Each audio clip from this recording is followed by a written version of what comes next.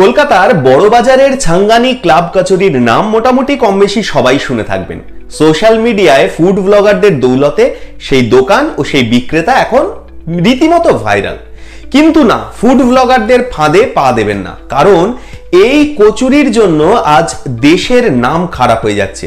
কেন সব বলবো এই গুরুত্বপূর্ণ প্রতিবেদন শেষ অবধি দেখুন। আমি দীপেন্দু, দ্য নিউজ বাংলা এন্টারটেইনমেন্টে আপনাদের স্বাগত জানাই। ছাঙ্গানি ক্লাব কচুরির নাম, ছবি ও ভিডিও মোটামুটি আমরা সবাই দেখেছি। প্রচুর ভিড়, সারাদিন লাইন লেগে থাকে ফুড ব্লগারদের। তবে সেই দোকানের কচুরি খেয়েই অসুস্থ এক বিদেশি নাগরিক।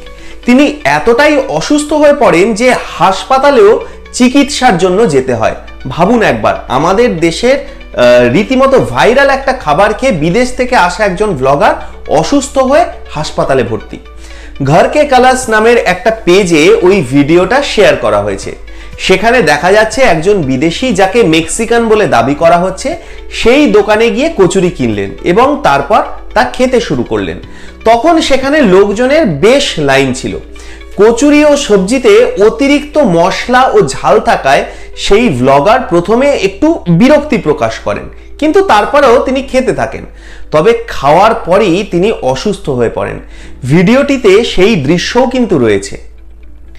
সেই ফুড ব্লগার দেখাতে থাকেন কিভাবে তার হাতের লোম খাড়া হয়ে যাচ্ছে এবং তার পেটে ব্যথা শুরু হয়। এরপরে বমি বমি ভাব আসে এবং অবস্থা বেগতিক দেখে হাসপাতালে চলে যান সেই ফুড ব্লগার। সেখানে তার চিকিৎসা করা হয়। সেই ভিডিও সামনে এসেছে। দেখবেন নাকি সেই ভিডিও? দেখে নিন। ঘর কে কলস টুইটার থেকে এই ভিডিও ছাড়া হয়েছে।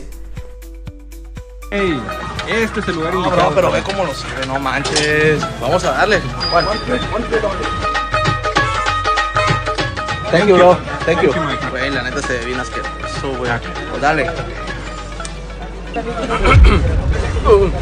Yo no sé cómo pueden comer esto aquí, güey. Me está doliendo la panza, güey. No, si supieras lo que sabe, güey, esta madre, güey. Quiero güey. Qué valor, güey. Mira, güey, se me puso hasta la piel chinita, güey. A la Viejo, me estoy sintiendo mal, güey. a la madre, está sudando, güey.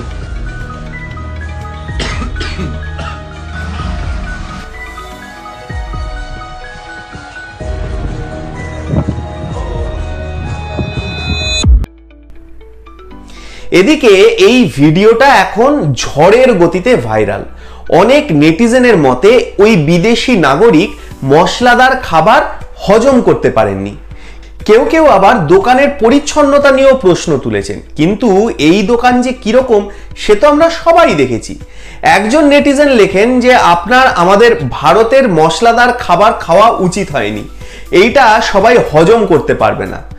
সেখানে আবার আরো একজন লিখেছেন যে মেক্সিকানরাও তো খুব মশলাদার খাবার খায়, কই তাদের খাবার খেয়ে তো ওই ভদ্রলোকের কিছু হয়নি। আসলে ওই জায়গাটা খুবই অপরিষ্কার, এই রকম জায়গায় খাবার খাওয়াই উচিত না। দোকানদারের বিরুদ্ধে মামলা করা উচিত। কলকাতার বড়বাজারের ছাঙ্গানি ক্লাব কচুরির ভিডিও বারবার ভাইরাল হয়। বিক্রেতার কচুরি বিক্রির পদ্ধতি, তার কথাবার্তা শুনে নেটিজেনরা বেশ মজা পান। মাঝে মাঝে অবশ্য মেজাজও হারিয়ে ফেলেন সেই বিক্রেতা।